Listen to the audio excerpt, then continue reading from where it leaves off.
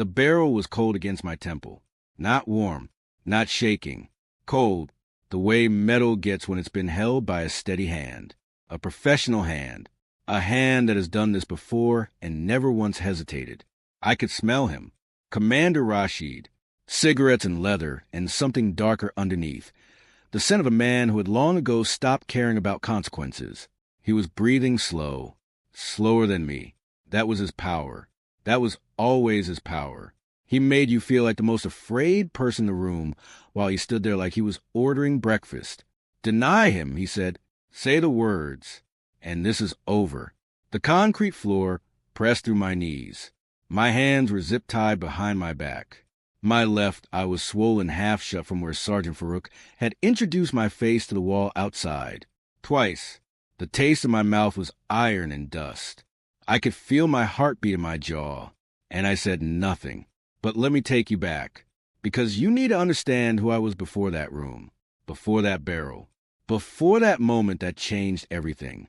Brother, I was not a soft man. I want you to understand that. I was built for this world. Or at least, that's what I told myself every single morning when I laced up my boots in the barracks before sunrise. The kind of place where weakness was a death sentence. Where the only currency that mattered was toughness. How much you could take, how fast you could move, how little you could feel. I joined the unit at 19. By 23, I was one of Rashid's best. I'd run operations in 4 provinces. I'd carried men on my back through smoke and fire. I'd buried brothers whose names I still hear sometimes, in the quiet hours before dawn, when the world stops pretending to be peaceful. I had medals. I had rank. I had the respect of dangerous men. And I thought that meant I was strong. I was wrong. The first crack didn't come from a bullet. It didn't come from an ambush or a failed mission. It came from a man I was sent to kill. He was sitting in a small room, holding a book. Old, worn edges, a cross on the cover. When I broke down his door with 2 soldiers behind me and a rifle in my hands, he didn't run. He didn't beg. He looked at me like he already knew everything about me. Like he could see straight through the tactical vest and the rank badge and the hardened face to whatever was underneath. He smiled, with a gun pointed at his chest. I've been praying for you, he said. I thought he was crazy, but I couldn't stop thinking about it. I thought I knew what strength was. Standing in that barracks, running those missions, following orders, earning Rashid's nod of approval, like it was the highest honor a man could receive. I was about to learn I knew nothing. Commander Rashid didn't walk into rooms. He occupied them. There was a difference. Other officers walked. They moved from point A to point B. Rashid entered a space and immediately owned it. Every corner, every shadow, every man standing in it. I'd watch recruits physically flinch when his boots hit the threshold. Grown men, trained fighters, men who had survived things that would destroy most people. And they flinched. I used to think that was respect. Now I know it was fear dressed up in a uniform. He was not a tall man. That's the thing nobody tells you about truly dangerous people. They don't need to be. Rashid was compact, precise, like a weapon that had been engineered down to its most efficient form. His face carried the kind of stillness that only comes from having made decisions most men couldn't live with. There were no wasted expressions, no unnecessary words. When he spoke, the room didn't just go quiet. It stopped. He had a scar that ran from his left ear to the corner of his jaw. He never explained it. You didn't ask. I had served under him for 4 years. I believed in him the way young soldiers believe in their commanders. Completely, dangerously, the way a man worships anything that gives his chaos a sense of order. He was my North Star, my standard of strength, and he was the most spiritually hollow man I have ever known. It was a Tuesday when everything broke open. I remember because we had a unit debrief scheduled for 0600. I remember the diesel smell of the transport vehicles idling outside. I remember the sound of boots on gravel, the low murmur of men going over mission details, the clank of gear being checked and rechecked. Normal morning, routine morning, except nothing about that morning was going to be routine.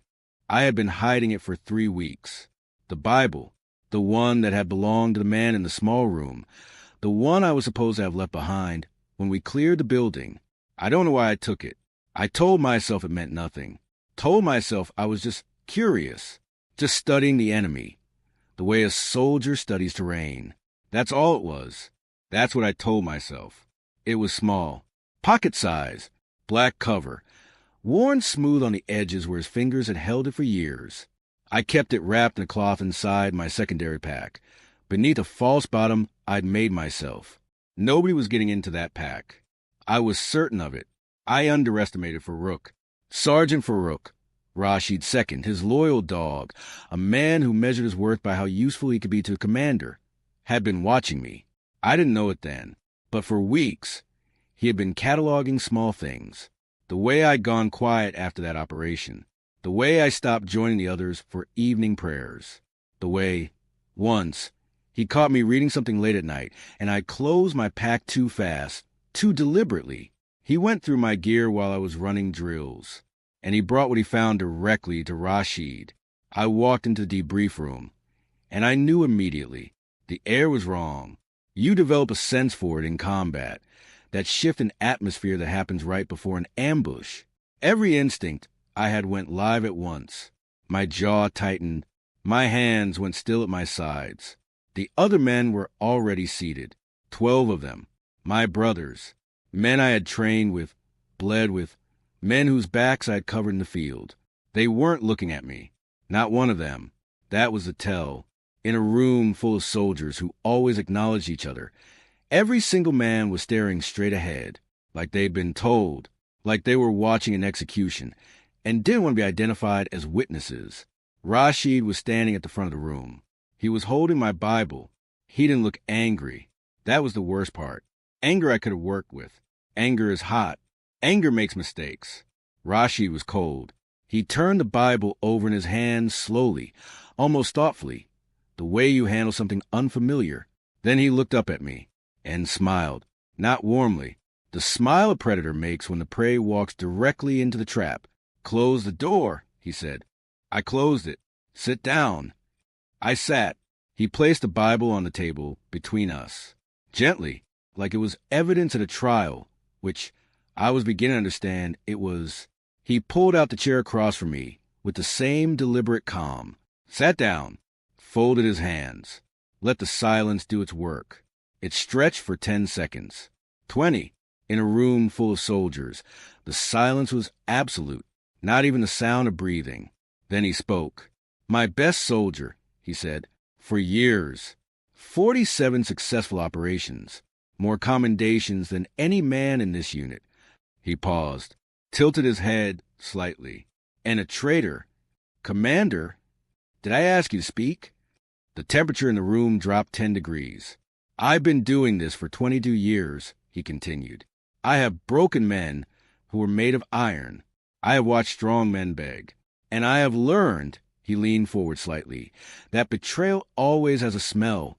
I missed yours. That disappoints me. Personally." He stood, walked around the table, slowly, letting every man in the room watch. This wasn't a private confrontation. This was a demonstration, a lesson for the unit. I was the curriculum. He stopped behind me. "Renounce it," he said quietly, close to my ear. "Stand up. Tell these men it means nothing, that you were studying the enemy, that you are still one of us. Do it now, and we never speak of this again. Your record stays clean. Your rank stays intact. Your brothers," he paused, letting the word land, "will forget they were ever here." Every part of me understood the offer. Every trained, tactical, self-preserving part of me understood that this was the smart move, the soldier's move. Cut the loss. Survive. Fight another day. But something had been growing in me for 3 weeks. Something quiet and stubborn and immovable, like a root that had found its way through concrete. And it wouldn't let me open my mouth. He waited. I said nothing. He walked back around to face me. And this time, the smile was gone. "Stand up," he said. I stood. He looked at me for a long moment. Then he reached his hip, unsnapped the holster, and drew his sidearm with the casual ease of a man who has done it 10,000 times. He checked the magazine, chambered around, and pointed it directly at my forehead. "You have 10 seconds, he said. "Deny Jesus, or I pull this trigger. And I never miss. The room didn't breathe, and neither did I. I looked at that barrel. I looked at the man behind it, this iron, hollow, fearless man who had been my commander, my standard, my North Star, and something moved inside my chest. Not panic, not rage, peace. A peace that made absolutely no sense. A peace that had no right to be in that room, under those circumstances, with that weapon aimed at my skull. But it was there, undeniable, warm, certain, like someone had just walked into the room and put a hand on my shoulder. "Commander," I said. My voice was steady. I didn't plan that. It just was. "With all the respect I owe you." I held his gaze. "I won't." The silence that followed was the loudest thing I have ever heard. That was the moment I realized what I was about to lose. My rank, my unit, my brothers. Every man in that room refusing to look at me. My identity, the only version of strength I had ever known. But something in me whispered, maybe that's exactly what I needed to lose. They didn't shoot me that day. I want you to understand something about that. Because it wasn't mercy. Rashid wasn't merciful. A bullet would have been cleaner than what he chose instead. A bullet ends things. What Rashid chose was designed to destroy things. Slowly, methodically, the way you dismantle a structure, not by blowing it up, but by removing every supporting beam, one by one, until the whole thing collapses under its own weight. He was an architect of ruin, and he went to work on me immediately. My weapon was confiscated before I left that room. My rank insignia, 4 years of blood and sacrifice stitched into fabric, was removed from my uniform in front of the entire unit. No ceremony, no words. Rashid simply reached forward, gripped the patch, and tore it off with one clean pull. The sound it made was small, quiet, like a seam giving way. It was the loudest thing I'd ever heard. I was reassigned to the detention block, pending investigation. That's what the paperwork said. Pending investigation. Clean language for a dirty process. What it meant in practice was a 6x8 concrete room with a metal door, a single fluorescent light that hummed at a frequency designed to make you feel slowly insane, and nothing but time and the noise inside your own head. They took the Bible too. Of course they did. Brother, I need to stop here and be honest with you, because this channel is about truth. And the truth is that what I'm about to describe is the part of the story I spent the longest time trying to skip over. When men share testimonies, we rush to the miracle. We rush to the encounter, the vision, the moment the supernatural broke through, because that's the part that feels like strength. But the part before it, the waiting, the silence, that part felt like weakness. And for a man raised to believe that weakness was the one unforgivable sin, it nearly destroyed me. The first 3 days, I was still a soldier. I did push-ups in the morning, counted the ceiling tiles, ran tactical scenarios in my mind, kept myself sharp, kept myself useful, kept the discipline that had defined every waking hour of my adult life. Routine was armor. Structure was control. As long as I was moving, as long as my body was doing something, I could outrun the thoughts. But you can only do so many push-ups. And the thoughts don't get tired. By day 4, the question started. Not doubts about God. Not yet. Something more immediate, more masculine, more cutting. The questions that men ask in the dark when no one is watching, when there's no performance to maintain, when the uniform is gone and the rank is gone, and the brothers have turned their faces away. Was I a fool? I had everything. Rank, brotherhood, purpose, a clear mission. And I threw it away for a book I found in a dead man's house. What kind of soldier does that? I pressed my back against the cold concrete wall and stared at the humming light above me and let those questions come, because there was nowhere left to run from them. And they were vicious. They didn't come like doubts, soft and uncertain. They came like interrogators, systematic, relentless, taking turns. Your father would be ashamed of you. That one hit the hardest, because it was probably true. My father was a military man, his father before him, 3 generations of soldiers in our bloodline, each one handing the next a legacy of toughness, discipline, and a very specific definition of what it meant to be a man. Emotion was weakness. Surrender was disgrace. A man stood. A man fought. A man never broke. I had absorbed that code from the time I could walk. It was in my bones. And now, sitting on a concrete floor in a detention cell with my rank torn off and my weapon gone, and my unit treating me like I no longer existed, I heard my father's voice with absolute clarity. You broke. You're not my son. I pressed my knuckles against the floor until the skin split, just to feel something real, just to have something to push against. By day 6, I tried to pray. I say tried because I want to be honest about what it actually felt like. It didn't feel like the prayers I'd heard about, the kind where heaven opens and warm floods in, and everything becomes luminous and certain. It felt like shouting into a room with no walls, like throwing words into empty air and watching them fall. I didn't even know how to pray to this Jesus. I'd read pieces of that Bible. I'd sat within the dark of the barracks for 3 weeks, reading slowly, carefully, the way you study. Intelligence before mission. I had read the Sermon on the Mount and felt something crack open in my chest that I couldn't explain. I had read the story of the cross and been unable to sleep afterward. I had read the resurrection and felt a fury I didn't understand. Like something inside me desperately wanted it to be true and was terrified that wanting made me vulnerable.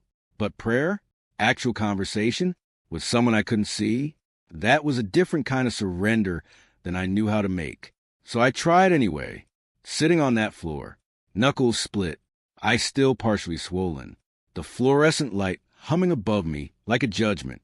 If you're real, I said out loud, because somehow speaking into the concrete room felt more honest than silence. I need you to say something, because I am running out of road here, and I am a man who needs to know if the mission is worth it before he keeps walking into fire. Nothing. The light hummed. My stomach growled. They'd cut my rations to 1 meal a day. Nothing. I want to tell you, he answered immediately. I want to give you the version of the story that goes from prayer straight to miracle, because that would be clean, that would be satisfying, that would make sense. But that's not what happened. What happened was 7 more days of silence. And those 7 days did something to me that 4 years of combat never managed to do. They broke me, not violently, not dramatically, not the way a bone breaks, sudden and sharp with a clean line of fracture, more like the way a man's composure breaks after days without sleep, gradually, then completely, then irreversibly. The stoicism I built over a lifetime, that magnificent load-bearing wall of I don't need anything and I don't feel anything and I am sufficient and I am strong, began to crack, then crumble, then collapse. It happened on day 13. I don't know what triggered it exactly. Maybe it was hearing the boots of my former unit brothers marching past my door on their way to a mission briefing. The sound of it, the rhythm I had marched to 1,000 times, the sound of belonging, hit me somewhere so deep and so unguarded that I had no defense for it. I pressed my fist against my mouth. It didn't help. For the first time since I was a boy, since I was small enough that my father still allowed it, I wept, not politely, not quietly, wept, the kind of crying that comes from somewhere below conscious thought, from the part of a man that his training never fully reaches. My shoulders shook. My chest heaved. Every piece of armor I had ever built, every wall, every defense mechanism, every carefully constructed identity I had wrapped myself in to survive this world. It all came apart at once. And in the wreckage, in the rubble of everything I thought I was, I said the most honest thing I had said in my entire life. I don't know anything. I don't have anything. I can't do this alone. Just that, raw, unadorned, no tactics, no strategy, no performance, just a broken man on a concrete floor, speaking the truth for the first time. Brother, if you're watching this right now, and you're in a room, maybe not a prison cell, but your own version of one, maybe a failed marriage, a career that collapsed, a father who never saw you, an addiction that has you by the throat, a life that looks nothing like what you thought it would be, and you've been white-knuckling it, pretending you're fine, maintaining performance of strength while everything inside you is coming apart. I need you to hear what I'm about to tell you. That breaking point, that moment when the walls finally come down, that's not weakness. That's the exact moment he's been waiting for. I didn't know that yet. Sitting on that floor, I just felt destroyed. A warrior who had lost his battle. A protector who couldn't protect himself. A man with no rank, no brothers, no mission, no identity. I had nowhere left to turn, except up. And so, with nothing left, no pride, no performance, no armor, I lifted my eyes to that humming fluorescent light, and I whispered into the silence one more time. I'm here. I have nothing left. If you're real, please, come. The light kept humming. My tears dried on my jaw. I waited that on day 16, they moved me, not to a better cell, not to freedom. They moved me deeper into the detention block, to the far end of the corridor where the overhead light had burned out and nobody had bothered to replace it. I think Rashid intended it as additional punishment. Darkness added to isolation. Sensory deprivation, layered on top of hunger and silence. What he didn't account for, what a man like Rashid, for all his tactical genius, fundamentally could not account for, was that sometimes God uses a darkness as a delivery system, because that's where I met Dawit. He was already in the adjacent cell when they pushed me through the door. I didn't see him at first. I heard him, a low sound, almost beneath hearing, coming through the gap at the bottom of the shared wall between our cells. It took me a moment to identify it. He was singing, not loud, not performing. The way a man sings when he thinks nobody is listening, quiet, private, deeply personal. A melody I didn't recognize, in a language I didn't speak, but carrying something in it that needed no translation, something that moved through that concrete wall, and found me on the other side like a hand reaching through the dark. I pressed my back against the wall and listened. When he stopped, I spoke. What were you singing? A pause. The careful pause of a man assessing whether a stranger's voice is a threat or a lifeline. A psalm, he said finally. His accent was East African, Ethiopian. I would later learn. His voice was low and measured, the voice of a man who had learned to be careful with words the way soldiers are careful with ammunition. Psalm 23. Do you know it? I almost said no. The old me, the tactical me, the soldier me, the man who cataloged everything as either useful or dangerous, almost said no and rolled away from the wall and went back to silence. Instead, I said, teach it to me. Dawit had been in that block for 40 days. 40 days. Brother, think about that. While I was falling apart at 13.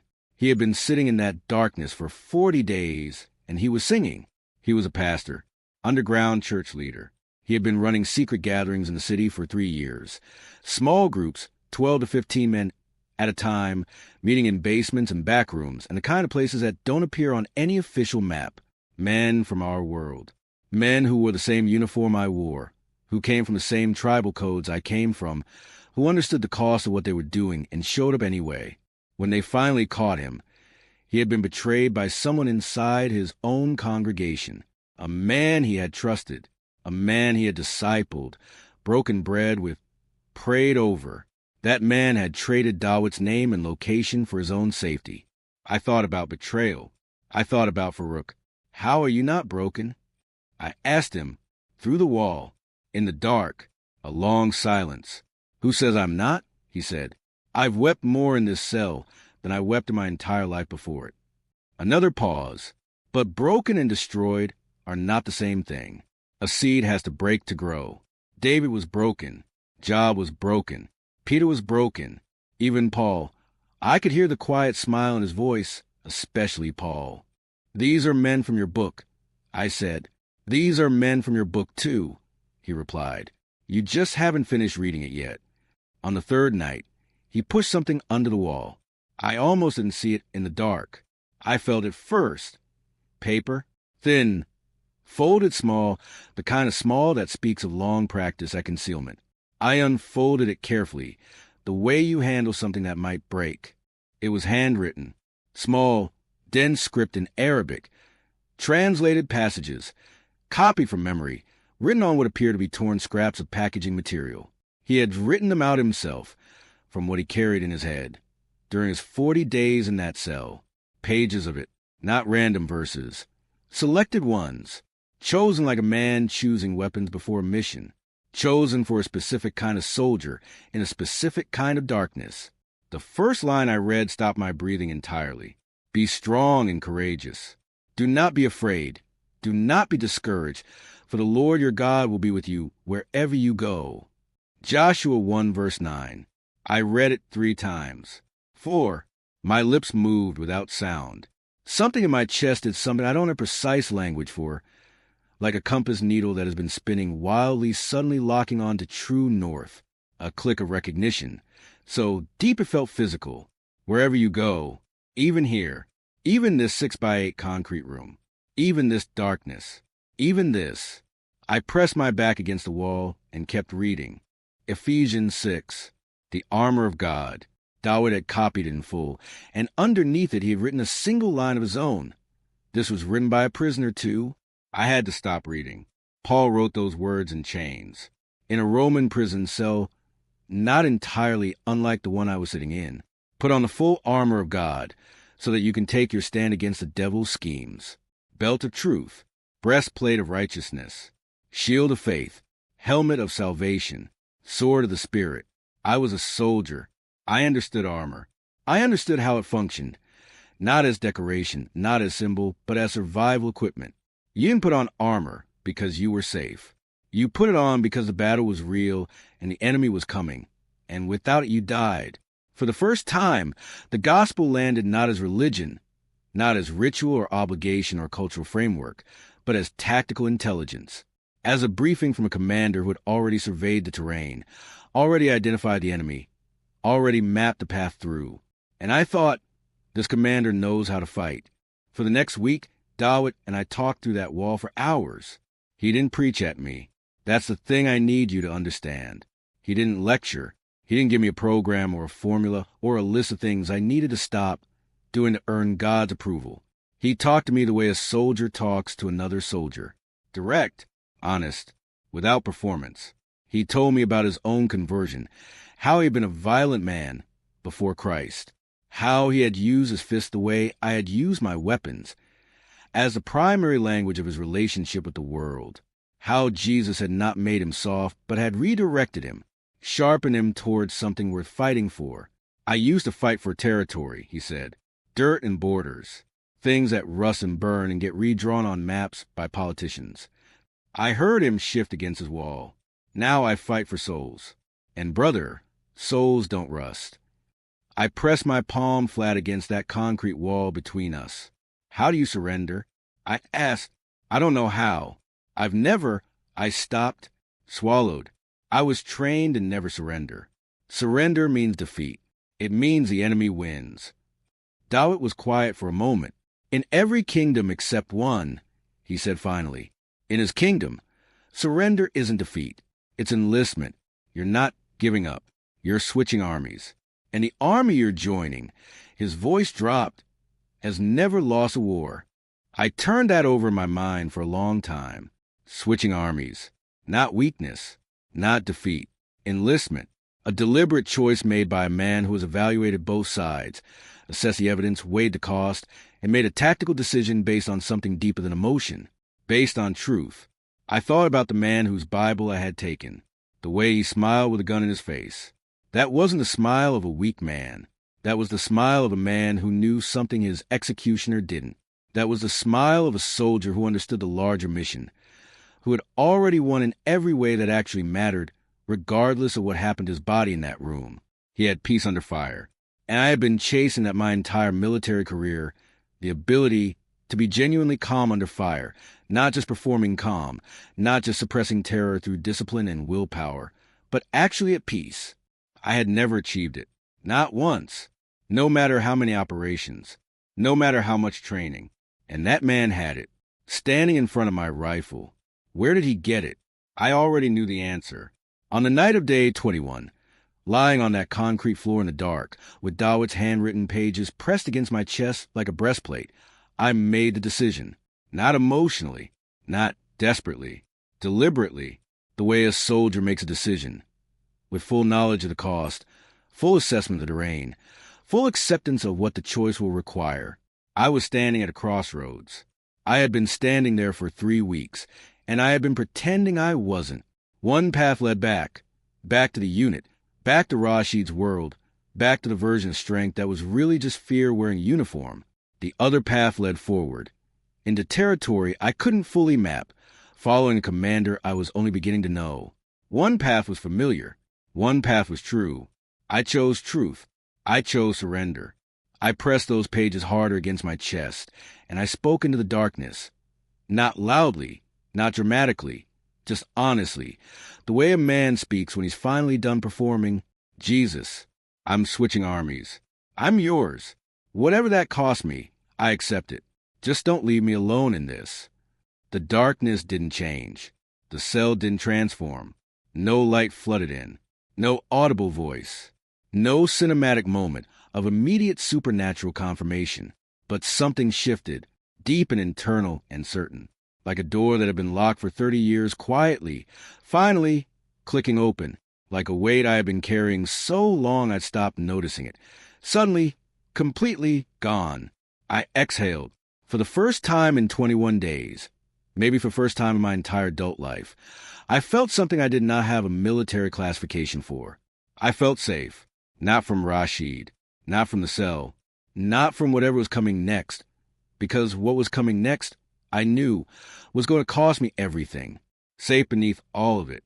Safe at the level where identity lives. Safe in a way that had nothing to do with circumstances, and everything to do with whose hand I was suddenly, irrevocably in. I had surrendered, and the real battle, the only battle that had ever truly mattered, had just begun. I need to stop before I tell you this part, because I know how this sounds.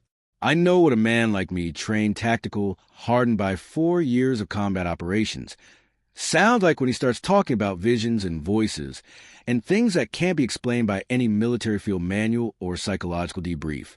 I know how it lands. I've had men look at me across tables with that expression, the polite, careful expression that says, I think stress broke you, brother. I understand. I would have worn that same expression 2 months earlier. But I am going to tell you what happened in that cell on night 23. Exactly as it happened. Without embellishment. Without apology. And if it costs me your respect, if you close this video and walk away thinking I lost my mind in a detention block, then that's a cost I accept. Because what happened in that cell is the reason I'm alive. Not physically. Actually alive. The kind of alive that has nothing to do with pulse and breathing, and everything to do with whether there's something real happening behind your eyes. So, here it is. Night 23 began like every other night. The darkness was total. Dawood had been moved 2 days earlier. I heard the guards come for him, heard his footsteps recede down the corridor, calm and unhurried. And then the silence that followed was a different quality of silence than before. Heavier, his absence had weight. I was alone again. My body was deteriorating in measurable ways. The single daily meal, thin broth, a piece of flatbread, was not designed to sustain a man of my size and muscle mass. I could feel the deficit in my hands, which had begun to tremble slightly during push-ups. My ribs were visible when I pressed my fingers against my side. The concrete had done something permanent to my lower back that I still feel on cold mornings. But none of that is what I want to tell you about. I want to tell you about what happened at approximately. And I say approximately because time loses its precision in total darkness. 2 or 3 in the morning. I was not asleep. I want to be clear about that. I have been asked many times whether this was a dream, and I understand why people ask. Because the dream explanation is a comfortable one. It wraps the experience in the acceptable language of psychology and closes the file neatly. I was not asleep. I was lying on my back on the concrete floor, eyes open, staring upward into the kind of darkness that is so complete it begins to play optical tricks, faint phantom shapes at the edges of vision, that I'm desperate for something to process. I had been praying in the low, honest, barely articulate way I had learned from Dawood, not formal, not recited, just talking, telling the truth, the way you talk to someone at 3 in the morning when all the social filters have burned away and you just say what's actually happening inside you. I was saying, I don't know if I'm doing this right. I don't know what I'm doing at all. I feel like I'm standing in the middle of a battlefield, and I can't see the enemy, and I can't see my own lines, and I don't know which direction to move. I stopped because the darkness changed, not with light. That's not how it started. It started with weight, a quality of presence that filled the room the way pressure fills your ears when altitude changes. gradually, then completely, then undeniably. The air itself became different, dense with something I don't have a scientific vocabulary for.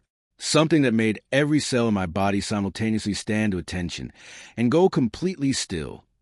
The way you freeze when you realize you are in the presence of something enormously powerful and you have not yet determined whether it means you harm. Every combat instinct I had fired at once. I sat up. He was standing in the corner of my cell. I want to be precise about this. The door had not opened. I would have heard the door. After 23 days in that cell, I knew every sound the door made, the specific metallic complaint of its hinges, the particular drag of its bottom edge across the concrete threshold. The door had not opened. The walls were solid. I had tested every centimeter of them in my first week. There was no window. He was simply there, standing in the corner, still, the way a soldier stands when he is completely at rest but could move in any direction in a fraction of a second. That specific quality of contained readiness. Not tense, not relaxed. Ready? I cannot see his face clearly. I want to be honest about that too. I am suspicious of people who describe supernatural encounters with the kind of photographic precision that suggests they had time to take notes. What I could perceive was form, presence, and eyes. The eyes I could see. Brother, I have looked into the eyes of dangerous men my entire adult life.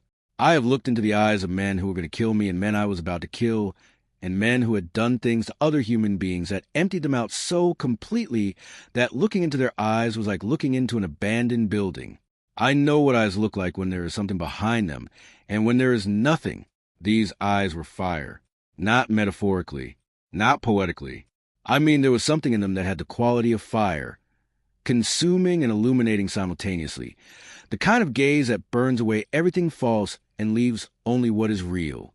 The eyes of a man who has seen every battle ever fought and stood in every one of them and never once been defeated. The eyes of a commander who does not need to raise his voice because his voice carries the authority of someone who created the concept of authority. And those eyes were looking directly at me with absolute, total, devastating recognition. He knew me, not the uniform, not the rank, not the soldier. Me, the specific, irreducible truth of who I was underneath everything I had built on top of it. He saw my hands, and I became suddenly acutely aware of my hands, of everything they had done, every order they had carried out, every line they had crossed, and he saw them completely, and he did not look away. I want to tell you, I said something strong, something worthy, some declaration that demonstrated I was still a soldier, still upright, still a man who met even this moment with composure. What actually happened was that my body made the decision before my mind could intervene. My knees hit the concrete, not a controlled kneel, not a deliberate act of reverence. The kind of involuntary collapse that happens when the structural support beneath something gives way. My knees hit that floor because something in me recognized, at a level that bypassed every defense I had ever constructed, that I was in the presence of someone before whom the only honest posture was exactly this one. The sound that came out of me was not words. It was the sound of 4 years of held breath finally releasing.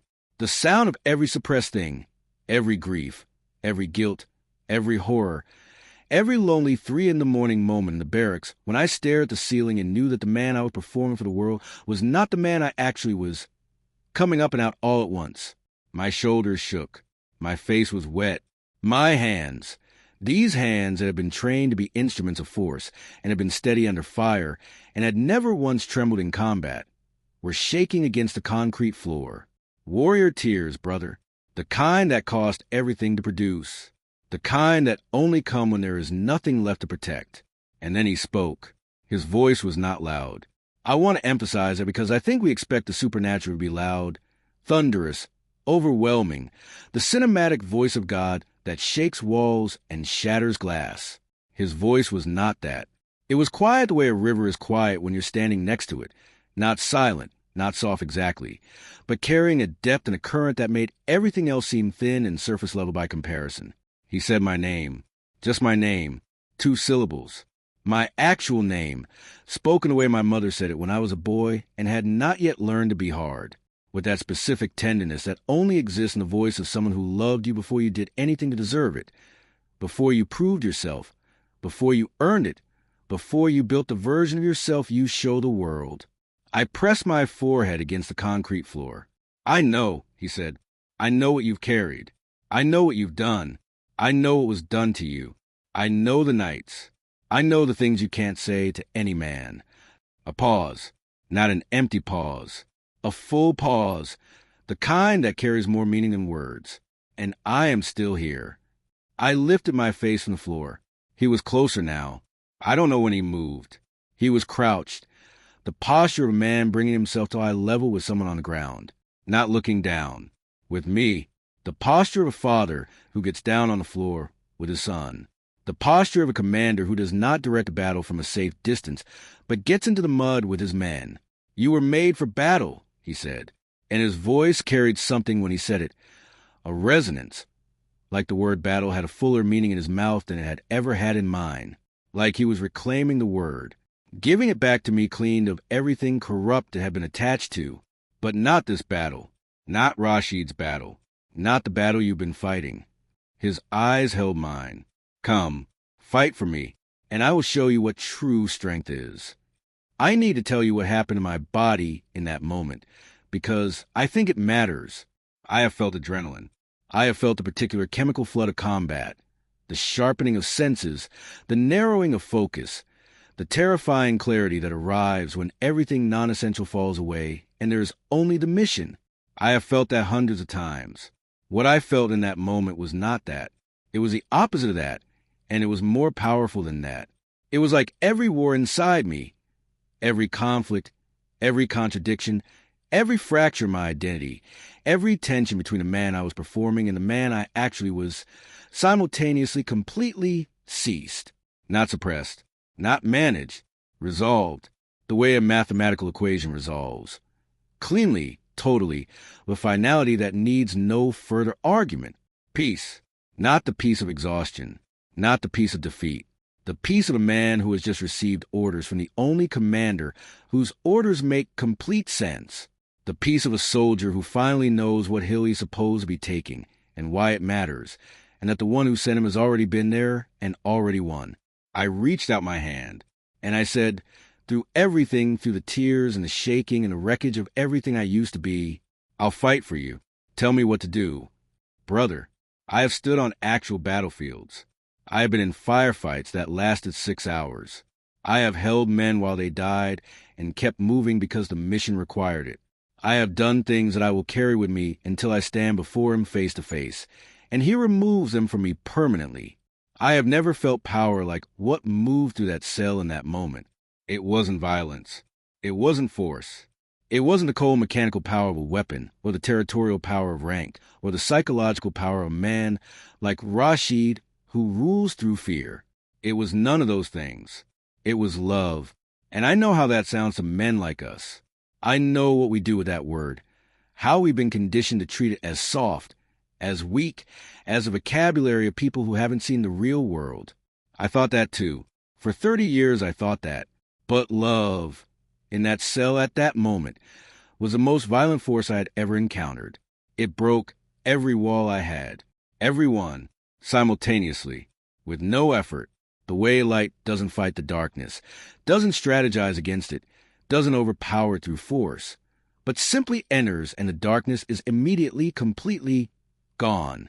It broke me, completely, and in the breaking, in the rubble of everything I thought I was, something new was already rising, not soft, not weak, not diminished, rebuilt on a foundation that no commander could strip, no cell could contain, no bullet could reach.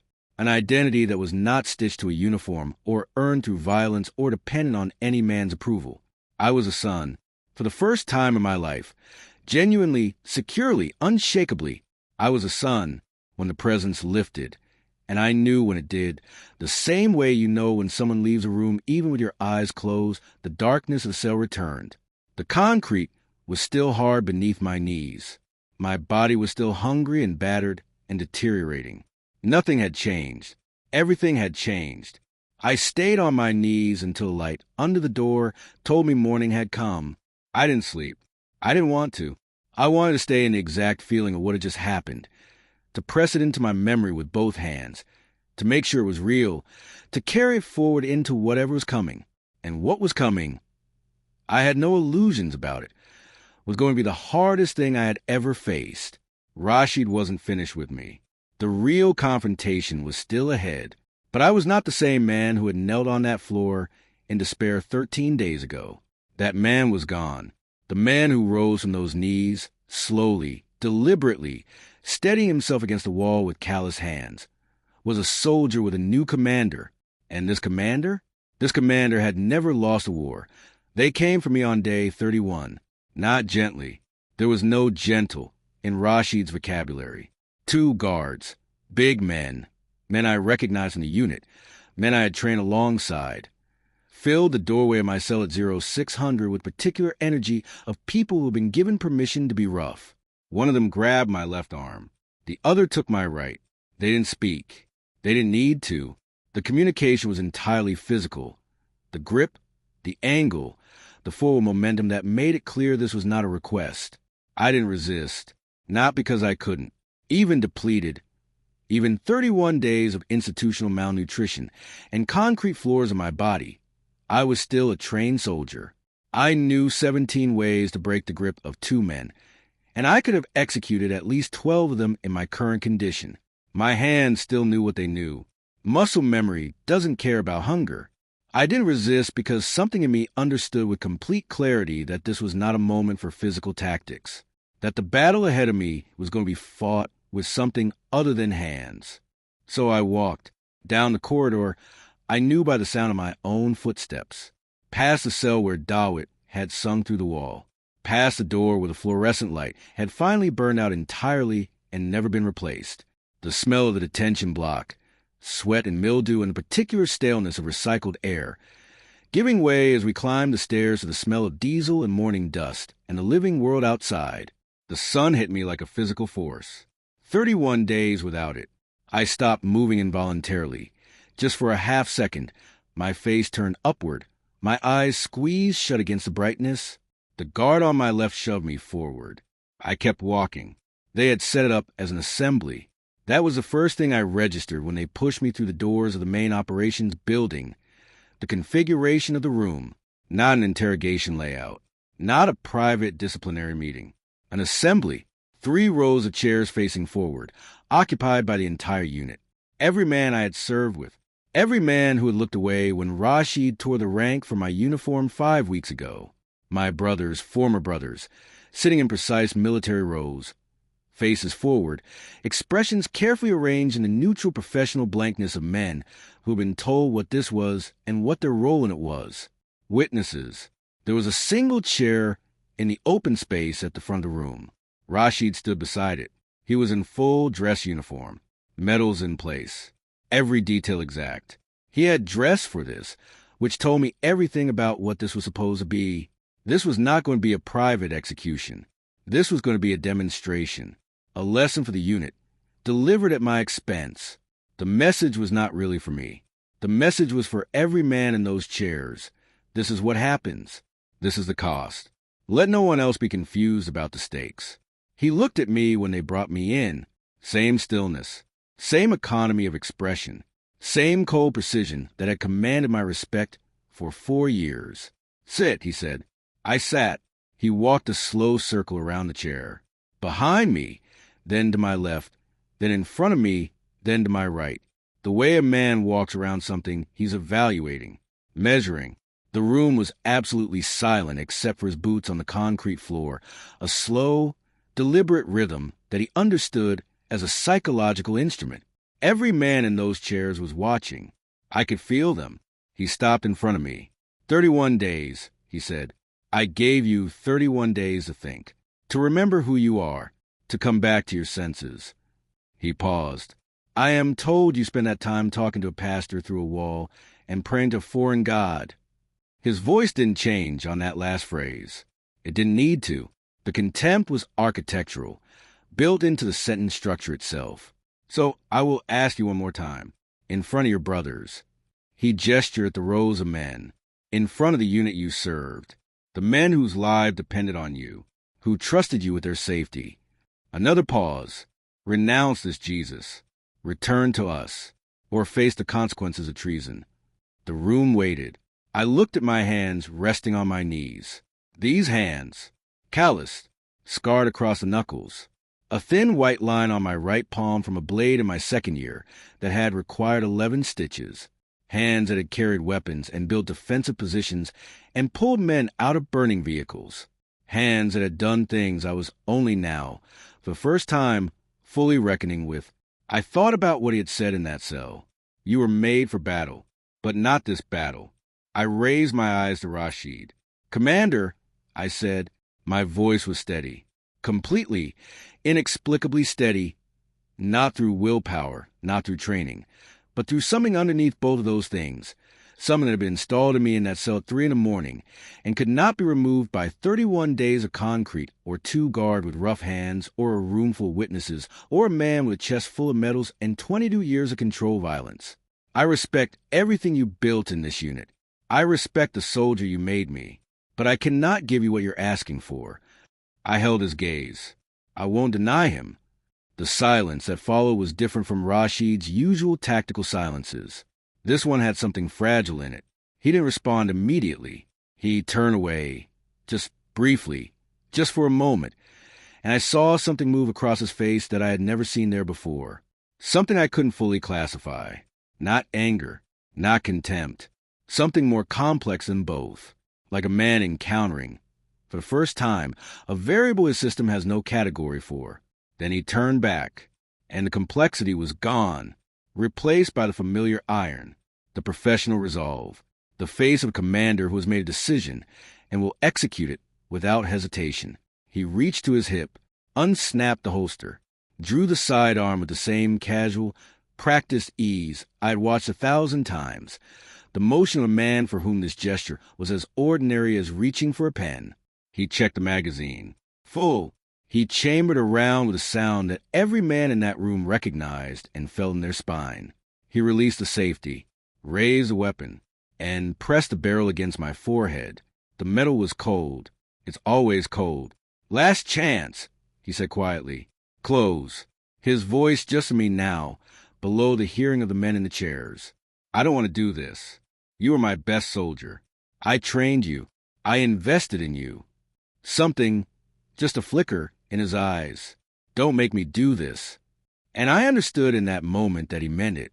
That somewhere beneath the commander, beneath the iron and the metals and the 22 years of controlled violence, there was a man who genuinely did not want to pull that trigger on someone he had built. That this was costing him something too, in whatever economy of feeling he still had access to. I felt something for him in that moment. Not fear, compassion, which was the most surprising thing I had ever felt in my life, under the most surprising circumstances imaginable, and it arrived so quietly and so completely that I almost laughed. Commander, I said, quietly, just for him, I forgive you. Whatever you do, I forgive you. His jaw tightened. Deny him, he said. His finger moved to the trigger. Say the words. I looked directly into his eyes, these eyes I had followed for 4 years, these eyes I had measured my own strength against, these eyes that had been my North Star and my standard and my definition of what a real soldier was. I am a soldier, Christ, I said. I serve the King of Kings, and I will not deny my commander. He pulled the trigger. Click. The sound a weapon makes when the firing mechanism engages and the chambered round does not fire. A misfire. Statistically rare, with a properly maintained service weapon. It happens. Equipment fails. Rashid pulled the trigger again. Click. The room shifted. Barely perceptibly. A collective micro-movement. Like every man in those chairs inhaled at exactly the same moment and forgot to exhale. Because this was no longer routine. A single misfire is equipment failure. 2 is extraordinary. Rashid lowered the weapon. Checked it with the rapid, practiced efficiency of man who has cleared weapon malfunctions in combat. Magazine fully seated. Round properly chambered. Mechanism visually unobstructed. He raised it again. Click. I heard someone in the rows of chairs make a sound. Low, involuntary. The sound a man makes when he witnesses something that his training has not prepared him for. Rashid's hand. This hand that I had watched perform every weapons drill with perfect mechanical precision, this hand that had never in 22 years of service demonstrated a tremor, was shaking. Not much, not dramatically, just enough to see, just enough to be unmistakable to every trained eye in that room. He pulled the trigger a fourth time. Click. And a fifth. Click. 5 rounds. 5 trigger pulls. 5 misfires. From a fully loaded, manually checked, professionally maintained service weapon fired by a man who had told me himself, with complete accuracy, with the quiet authority of established fact. I never miss. The silence of that room was unlike anything I have ever experienced. It was a silence of men whose framework for reality has just been visibly, publicly, undeniably insufficient. The silence of soldiers watching something happen that their training says cannot happen. The silence of a room full of men who have just seen, whether they have words for it or not, something. Rashid lowered the weapon slowly. He stared at it in his hand the way a man stares at an object he has just discovered he doesn't actually understand. His face, this face that I had never seen break, never seen lose its composure, never seen register anything that could be classified as fear, was broken. He looked up at me. I was still sitting in the chair, upright, steady. My hands were still on my knees. I was breathing. I was whole. And I was looking at him with the one thing he had absolutely no tactical response to. Peace. He took one step back. Then another. His voice, when it came, was not the voice of Commander Rashid who occupied rooms and made grown men stand straighter. It was a voice of a man. Just a man. Standing in the rubble of everything he thought he knew, holding a weapon that had just publicly refused to cooperate with his authority. What? He said, barely above a whisper. What are you? I stood up from the chair. Slowly, deliberately, every eye in that room, tracking the movement. I stood to my full height. This body that 31 days of detention cell had stripped down and hollowed out, and I felt, in that standing, something I had spent 4 years chasing through operations and commendations, and Rashid's nods of approval. Dignity, not the dignity of rank, not the dignity of performance or reputation, or the opinion of dangerous men.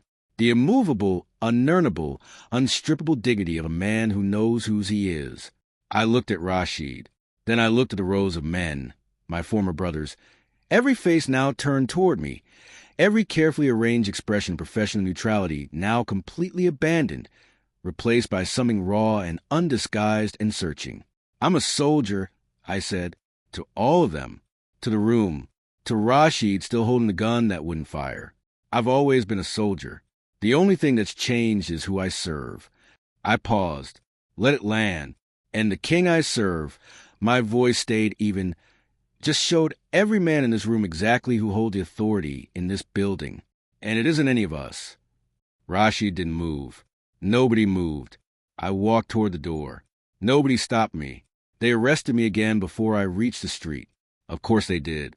Rashid recovered his composure, or enough at the function, and 2 guards collected me in the corridor outside and put me back in a vehicle. And the next 12 hours were the most physically brutal of my life. I won't give you every detail because this story is not about glorifying violence. What I will tell you is that they did to my body what Rashid's weapon had failed to do, damaged it thoroughly, with fists and boots and the cold concrete floor of a different room in a different building. And through every minute of it, something held, deep and internal, and completely inaccessible to fists or boots or any instrument of physical force. Something in the center of me that had been installed on night 23 and was apparently, empirically, indestructible. The peace held. I want you to understand what I mean by that, because I am not telling you I felt nothing. I felt everything. Every impact registered. The pain was real. The blood was real. The exhaustion was real. I am not telling you faith made me a man who doesn't feel. I am telling you it made me a man who feels everything and is not destroyed by it. A man who can be in the fire and not be consumed. There is a difference. That difference, that specific, experiential difference between feeling pain and being destroyed by pain, is the most important thing I can tell any man watching this. They put me back in a cell, this one smaller. No adjacent wall. No Dawit singing through the concrete. Just me and the dark and the evidence of what the last 12 hours had done to my body and the absolute, unchanging, unshakable presence of someone who had promised, "I will be with you wherever you go." I pressed my back against the wall. Split lip, cracked rib. I could feel the specific complaint of it with every breath. Right eye swollen, fully shut. The iron taste of blood, a permanent resident in my mouth. I smiled. I don't know how to explain that to you, except to say that it was the most honest smile of my entire life. Not happiness. Not the shallow, circumstantial happiness that requires good conditions to exist. Joy. The kind that lives below circumstances. The kind that Rashid's fists couldn't reach because they were hitting the wrong address. I had chosen Jesus. I had lost everything. And I had gained a kingdom. I didn't escape dramatically. I want to be honest about that because men like us have been trained on a certain kind of story. The kind where the hero breaks his own chains, overpowers the guards, and sprints through the darkness toward freedom with nothing but grit and willpower carrying him across the finish line. That story is satisfying. It confirms everything we've been told about what strength looks like. My story doesn't look like that. My story looks like a network of quiet, ordinary, extraordinarily brave people who moved in the shadows and said almost nothing and asked for nothing in return. My story looks like grace, which I was learning almost never arrives the way you expect it to, and almost always arrives through people you didn't see coming. It started with a guard named Yusuf. Yusuf was not remarkable in any visible way. Medium height, unremarkable face. The kind of man whose name you learn only because you've been in the same building long enough. He had been working the detention block for 6 years, long enough to become furniture, long enough that nobody really watched what he did or didn't do during the night shift, long enough to have developed, in the privacy of his own soul, a set of convictions that his uniform did not reflect. He came to my cell on the 4th night after the assembly, not during his shift. He came off-cycle, which told me immediately that this was deliberate and personal and carried risk. I heard the specific sequence of sounds that preceded the door opening, the outer latch, then the inner bolt, then the particular creak of the lower hinge, and I was against the back wall and on my feet before the door was fully open, every combat instinct engaged, body reading threat before mind could process. He held up both hands. Empty, palms forward. "I was there," he said quietly. "In the assembly." His eyes were doing something I recognized. The particular calculation of a man deciding in real time how much to trust, how much to reveal. I saw what happened with the commander's weapon. I said nothing. Waited. "I've been watching you for 2 weeks," he said. "The way he paused, searching. "The way you didn't break. After what they did to you." He swallowed. "I need to know something. The God you serve. Is he real?" And there it was. Brother, I have learned that God doesn't waste anything. Not 31 days in a cell. Not 5 trigger pulls. Not a broken rib or a swollen eye or blood on a concrete floor. Every single thing that happened in that building had an audience. And that audience was not just the men in those chairs. That audience included a quiet, unremarkable guard who had been watching something he couldn't explain and needed someone to explain it to him. I told Yusuf everything. We talked for 2 hours in that cell with the door barely cracked and our voices barely above breath. I told him about the man with the Bible and the smile, about Dawood's voice through the wall, about Night 23 and the presence that filled the darkness and the voice that said my name and the peace that survived everything Rashid's fists could deliver. I told him about Joshua 1 verse 9 written on packaging material by a pastor who had been in darkness for 40 days and was singing. When I finished, Yusuf was quiet for a long moment. Then he said, "There are others in this building who feel what I feel." He met my eyes, and outside it, a network. They've moved people before. Another pause. I can make contact. I looked at this man, this quiet, unremarkable, extraordinarily brave man, and felt something fill my chest that had nothing to do with tactics or survival instinct. Brotherhood. Real brotherhood. Not the brotherhood of shared uniform and shared mission and shared violence. The brotherhood of shared truth. The kind that cuts across every line, rank, background, history, and finds a thing underneath all of it that is the same in every man. Make contact, I said. It took 11 days. 11 days of use of moving carefully through channels I was not privy to, communicating in ways I was not informed of, with people whose names I did not learn for my own protection and theirs. 11 days of continuing to exist in that cell, eating the single daily meal, doing push-ups on the concrete, praying the low, honest way I had learned, carrying the peace that had survived everything thrown at it. On the 11th day, Yusuf came again. "Tomorrow night," he said. 0200, be ready. Ready means what exactly?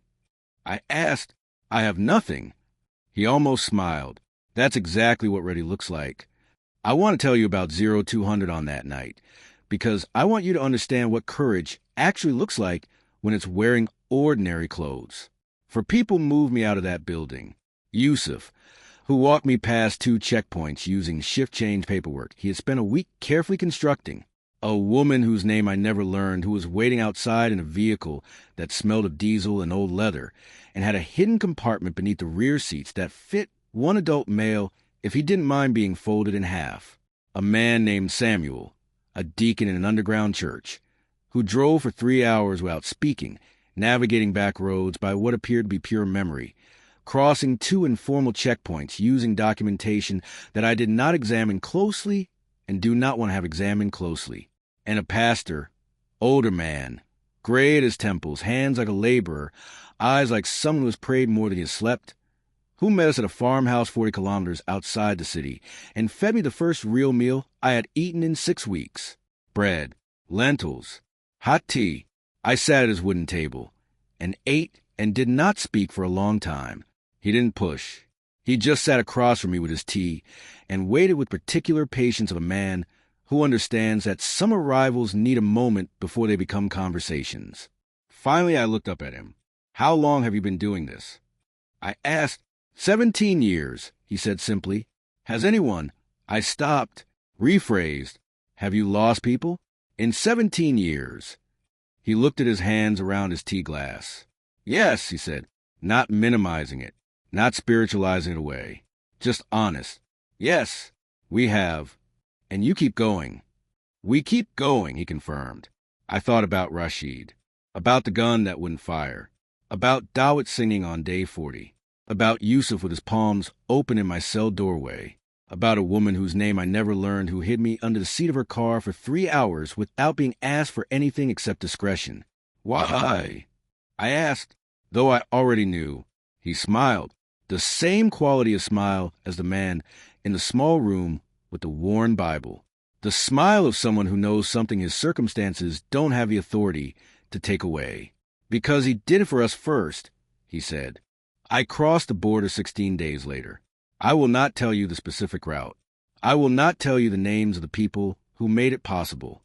Some of them are still there, still moving, still working, still running the quiet, extraordinary, dangerous business of loving people at personal cost. The details belong to their protection, not my testimony. What I will tell you is what I carried across that border. Not much. The clothes I was wearing, worn, someone else's, 2 sizes approximate. A pair of boots that had been given to me at the farmhouse. A small amount of money pressed into my hand by the Gray Temple pastor, who told me to use it carefully and trust God for the rest. And pressed flat against my chest, folded inside my shirt, against my skin where I could feel them with every breath, Dawit's handwritten pages. Worn now, soft at the folds from handling.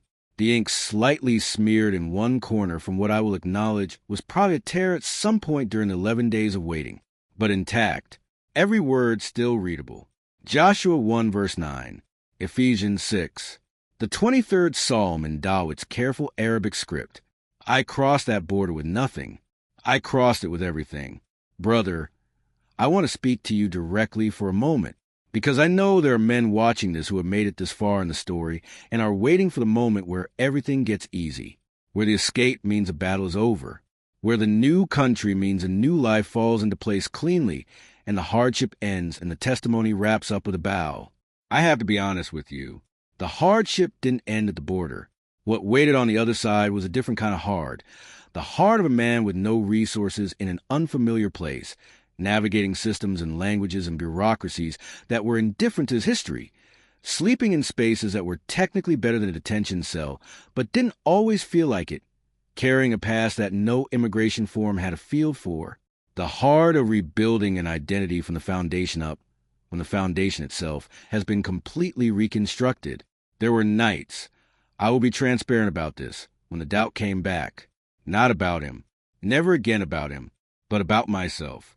About whether I was equipped for this new life. About whether the man rebuilt in that cell was sufficient for the world outside it. About whether I had the right to lead anyone anywhere when I was still figuring out how to put one foot in front of the other in this new territory. Those nights, I pressed Dawood's pages against my chest and read Joshua 1 verse 9 until the doubt went quiet. Be strong and courageous. Do not be afraid. Do not be discouraged. For the Lord your God will be with you wherever you go. Wherever you go. Even here. Even this. Even still. The underground church found me before I found them. I don't know how they knew I was there. I have theories. The network is wider than any individual knows. Communication moves through in ways that are deliberately opaque, and men who have been through what I have been through have a particular quality about them that other believers apparently recognize the way soldiers recognize each other in civilian clothes. Something in the posture, something in the eyes. A man approached me in a market 7 weeks after I arrived.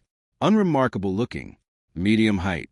He said one sentence in Arabic that contained a reference to a specific psalm that no casual stranger would choose by accident. I responded with the next verse.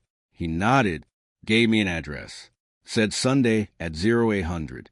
I was there. The church met in the basement. 14 men that first Sunday, ranging from early 20s to late 50s, from 3 different countries of origin, for different languages between them, an assortment of histories that would have taken weeks to fully catalog. Men who had come through fire of various kinds. Some like mine, some different, all real. Men who were rebuilding, like me. Men who were leading, like the great temple pastor. Men who were just beginning to understand, like I had been 6 months earlier, standing in a small room with a rifle in my hand staring at a man who smiled. I sat in the back that first Sunday and said nothing and listened to everything. The man leading the study, a former engineer, I learned later, who had lost his firm and his family and his country for the same reason I had lost my rank, was teaching from Ephesians 6, the armor of God. I looked down at my hands in my lap, the calloused, scarred line across the palm hands that I had been reckoning with since the cell, and I thought about what Dawood had written underneath that passage in his careful script. This was written by a prisoner too, and for the second time in my life, the first being in a cell with a broken rib and a swollen eye and 5 spent trigger pulls behind me, I wept in a room full of men. This time they were warrior tears of a different kind, gratitude tears, the kind that come when you have been through enough of the dark to fully understand what the light costs, the kind that only men who have paid the full price can produce. Nobody looked away. Several of them nodded. One man, older, gray at his temples, seated to my left, reached over and put his hand on my shoulder without a word. Iron sharpens iron. I was home. Within 6 months, I was leading one of the small groups. Within a year, I was discipling 3 men who had come through circumstances similar to mine, men from military backgrounds, men shaped by honor cultures, men who understood weapons and command structures, and a particular loneliness of being a strong man in a world that mistakes hardness for strength. Men who needed someone who spoke their language. Not just their literal language, though that mattered, but the deeper language, the language of barracks and rank, and the specific way a man who has been trained to never show weakness needs to be approached when his walls finally start to come down. I knew that language. I had been rebuilt in it. I think about Rashid sometimes. I pray for him. I want you to know that, because I think it matters to say it plainly. The man who put a gun to my head. The man who tore my rank from my uniform in front of my brothers. The man whose fists and whose orders left marks on my body that took months to heal. I pray for him, specifically, by name, not because I am naturally a forgiving man.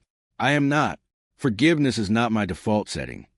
It is a daily discipline, a choice I make the way a soldier makes a choice to hold a position under fire, not because it feels good, but because the commander ordered it and the commander knows what he's doing.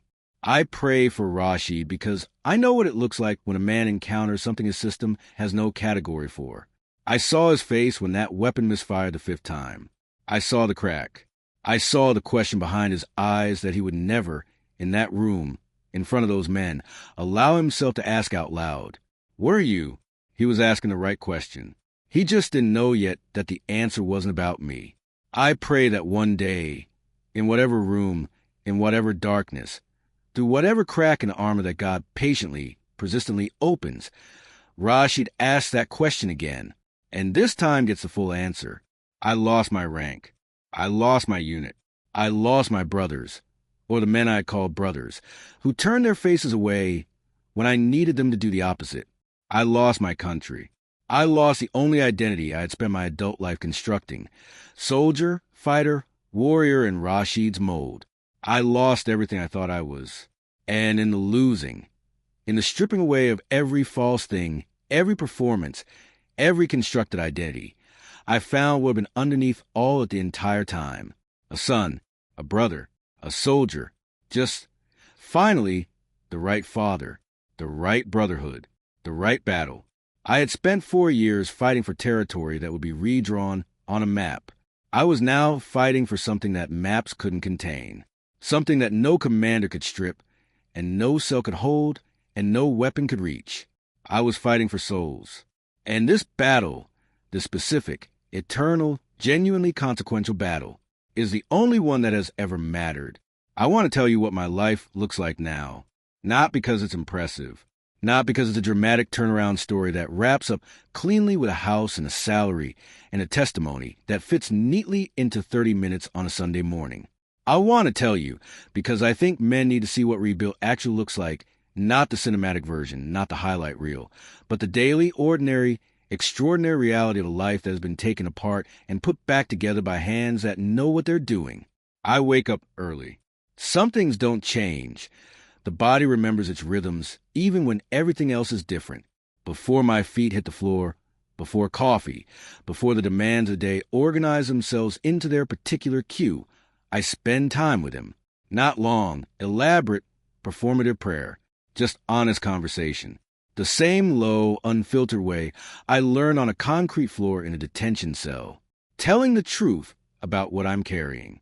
Listening for the voice that is quiet the way a river is quiet, not silent, but deep and always moving.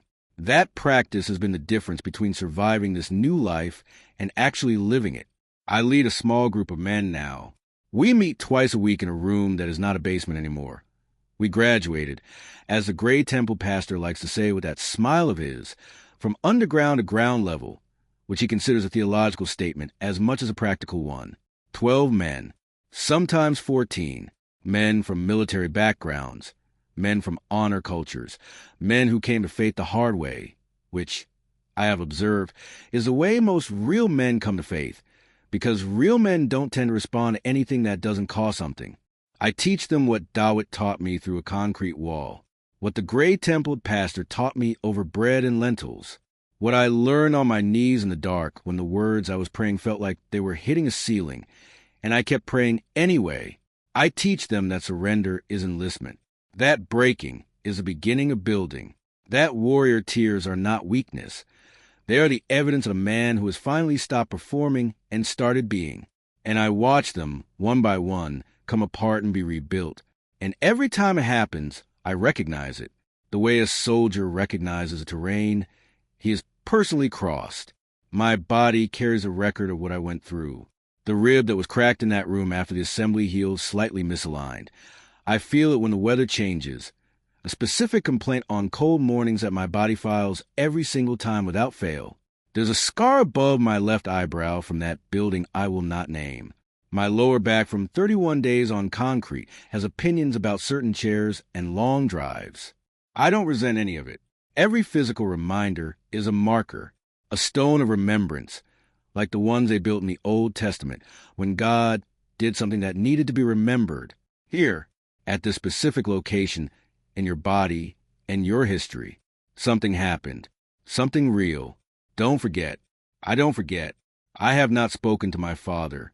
I want to be honest about that because I think the testimony that skips over the unresolved parts does a disservice to men who are living inside their own unresolved parts right now. Some things don't wrap up cleanly. Some relationships are still open wounds rather than healed scars. The process is not always linear, and the timeline is not always ours to determine. My father does not know where I am. He knows what I became in the broad strokes. Word travels in a way that word travels in our culture, through networks of family and community that function with the efficiency of any intelligence apparatus. He knows I did not renounce my faith. He knows I am gone. Whether he knows the rest, whether anyone sat across from him and told him about the assembly and the weapon that misfired 5 times, I don't know. I think about that sometimes. I think about my father hearing that story from someone who was in that room, about what that might do to a man built the way my father was built. I pray for him the way I pray for Rashid, specifically, by name, daily, not with the expectation of a particular outcome on a particular timeline, with the confidence a man who knows a commander is working in territory he cannot see, through methods he cannot predict, on a schedule that is not his to manage. I release it. I pray. I trust. And I keep walking forward. Now, I want to talk to you, not the general you, the comfortable, anonymous, crowded dress you that lets everyone feel included while nobody feels directly confronted. I mean you, the specific man watching this right now, in whatever room you're in, at whatever hour you're watching, with whatever you are carrying that you haven't told anyone about. I see you because I was you, and I have some things to say directly to the warriors, to the soldiers, to the fighters. Brother, you know how to take a hit. You know how to hold a position under fire. You know how to suppress everything you feel and keep moving because the mission requires it. I know. I built my whole life on exactly that skill set. But let me ask you something that nobody in your unit, nobody in your chain of command, nobody in the masculine world you inhabit is going to ask you. What are you fighting for? Not what are you trained to fight for. Not what are you ordered to fight for. What are you actually fighting for? At 3 in the morning when the performance stops and the real questions surface, what is it? What is the thing you would lay your life down for that actually deserves it? I fought for rank, for reputation, for Rashid's approval, for a definition of strength that was really just fear wearing a uniform. I fought hard. I fought well. And I was fighting for nothing that lasted. You know how to fight. That is not the question. The question is whether the king you're fighting for is worthy of the warrior you are. There is one king who is, one commander whose mission is eternal, whose cause is righteous, whose victory is already secured, and whose army has a place in it for exactly the kind of man you are, not despite your history, because of your history. He doesn't waste anything, not the training, not the hardness, not the scars, not the things you've done that you can't say out loud. He takes all of it, rebuilds all of it, redirects all of it toward the only battle that has ever mattered. You know how to fight. Now fight for the right king. To the fathers, I want to speak carefully here because I know this is personal. For some of you, this is the sharpest edge in the room. You are building something. Every day you go to work, every day you provide, every discipline you administer, every standard you hold, every expectation you set for your sons. You are constructing something, an inheritance, a legacy, a template for what manhood looks like that your son will carry in his body for the rest of his life the way I carry that misaligned rib. The question is what you're building. My father built toughness. He built discipline. He built a definition of honor that was real to him and that he passed on with complete sincerity. He was not a villain. I want to be clear about that. He was a man doing what men in his world did, building what men in his world built. But what he built had no room in it for the thing his son most needed. No room for the God who meets broken men on concrete floors. No room for the Jesus who gets down to eye level and says, I know everything about you, and I am still here. No room for the kind of strength that doesn't require the suppression of everything human to maintain. And so his son had to find that room somewhere else, in a detention cell, the hard way. Father, if your son is pulling away from you right now, if he's asking questions you don't have answers to, if he's looking for something that your version of manhood doesn't seem to provide, please Please, don't close the door. Don't issue the ultimatum. Don't make your love conditional on his agreement. That's what my father did. Don't make his mistake. Be the father who stays in the room even when the conversation is uncomfortable. Be the man who gets down on the floor with his son the way the Father got down on the floor with me. Lead your family to Jesus, not as a cultural obligation or a tribal identity or a box to be checked, but as a living, daily, genuine reality. Be the spiritual warrior your family needs. That is the most important mission you will ever run. And nothing in your professional life, your reputation, your bank account, your community standing will matter more at the end than whether you led the people under your roof toward the only thing that lasts. Led them well, brother. That is the mission to the sons. You might be watching this and your situation looks like mine did.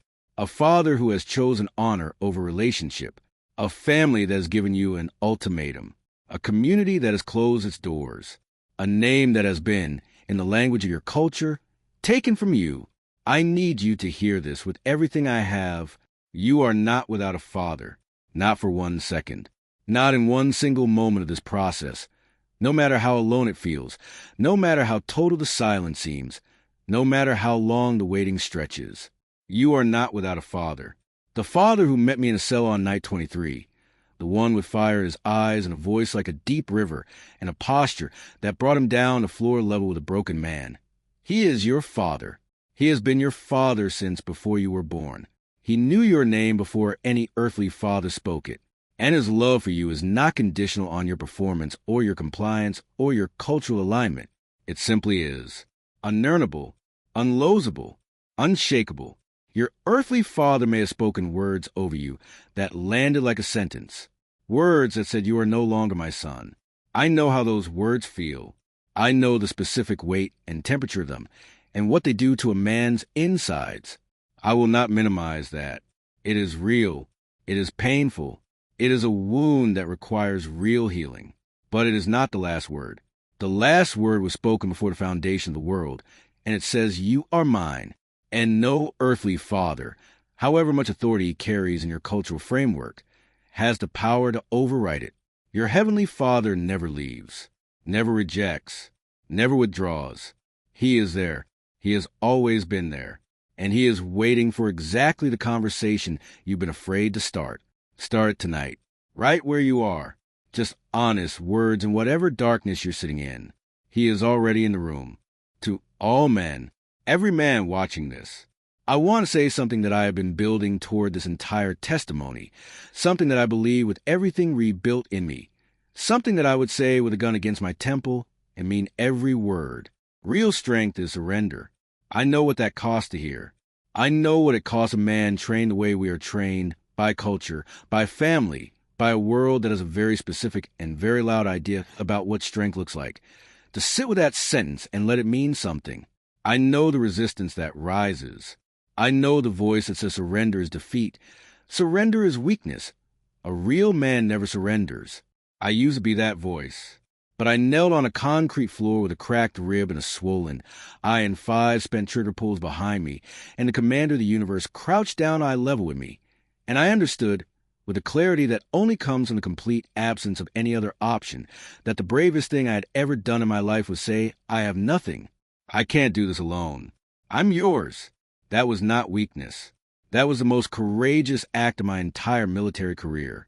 Because every other act of courage I performed was underwritten by training and adrenaline and the social pressure of men watching. This one was just me, just truth, just a man with nothing left deciding that the only honest thing left to do was open his hands and surrender them to someone whose hands he had only just begun to trust. Real courage is faith, not the absence of fear. I have never told you I wasn't afraid, but the decision to move forward in the direction of truth regardless of fear. The decision to trust a commander you cannot fully see, on a mission whose full scope you cannot fully comprehend, toward a victory that is already secured even though the battle in front of you looks nothing like winning. That is faith, and that is courage, and it is the rarest and most difficult and most masculine thing I know. I want to pray with you, not at you, with you, brother to brother, soldier to soldier, man to man, because that's what this is. Not a performance, not a production, not a polished religious moment. Two men talking honestly in the direction of a father who is already listening. If you've never prayed before, if this is unfamiliar territory, if the language feels foreign, if you feel like you don't have the right words or the right posture or the right history to approach him, good. Neither did I. On a concrete floor with split knuckles and nothing left. And he came anyway. So pray with me. Out loud if you can. Quietly if you need to. In whatever language lives deepest in you. Just honestly. That's all he has ever asked. Jesus, I've been fighting the wrong battles. I've been serving the wrong commanders. I've been building my identity on things that can be stripped away. Rank, reputation, approval, performance. And I've been calling that strength. I know now that it wasn't. I've done things I can't undo. I've been places I can't go. I've carried things I don't know how to put down. And I've been white-knuckling all of it because I was taught that a real man handles his own weight. I can't.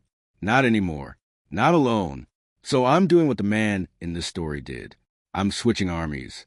I'm surrendering, not to defeat, but to you. I'm enlisting in the only campaign that has ever mattered, under the only commander who has never lost a war. Forgive me, rebuild me, redirect me. Take these hands, everything they've done, everything they're capable of, and use them for something that lasts. I'm yours. Make me a warrior for your kingdom. In Jesus' name, amen. Brother, if you prayed that prayer just now, if you meant it, in whatever broken, halting, imperfect way you managed to mean it, something happened. Something real. Something that no commander can reverse, and no cell can contain, and no weapon can reach. You are a son now. Officially, permanently, irrevocably. Welcome to the brotherhood. Not a brotherhood of uniform or rank or shared violence. A brotherhood of men who have been broken and rebuilt and redirected toward the only mission worth giving your life to. Men who carry warrior tears and calloused hands and histories that would fill books, and who have surrendered all of it to a king who wastes nothing. Your training is not wasted. Your toughness is not wasted. Your history is not wasted. Your scars, physical and otherwise, are not wasted. He uses all of it. Find a church. Find brothers. Find men who will speak truth to you the way Dawood spoke it to me through a concrete wall. Directly, honestly, without performance, without requiring you to clean yourself up before you show up. They exist. The brotherhood is real, and it is active, and it is looking for exactly the kind of man you are. Get into the word, not as religious obligation, as tactical intelligence, as a briefing from a commander who has already surveyed every terrain you will ever cross, already identified every enemy, already mapped every path through. Read it the way a soldier reads a mission brief, like your life depends on it, because it does. And when the dark comes, it will come. I won't lie to you. The dark come for all of us. Press Joshua 1 verse 9 against your chest like armor and read it until it goes quiet. Be strong and courageous. Do not be afraid. Do not be discouraged.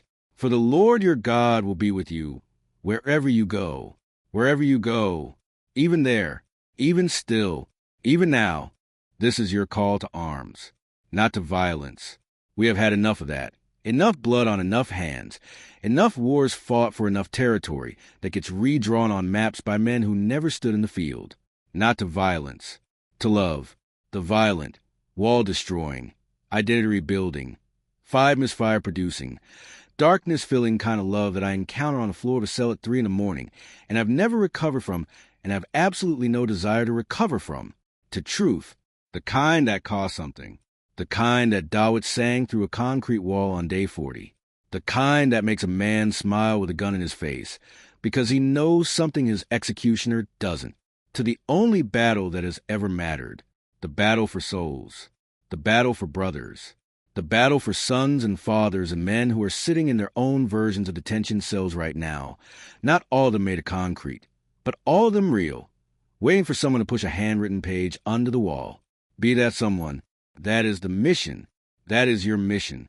Brothers, will you answer?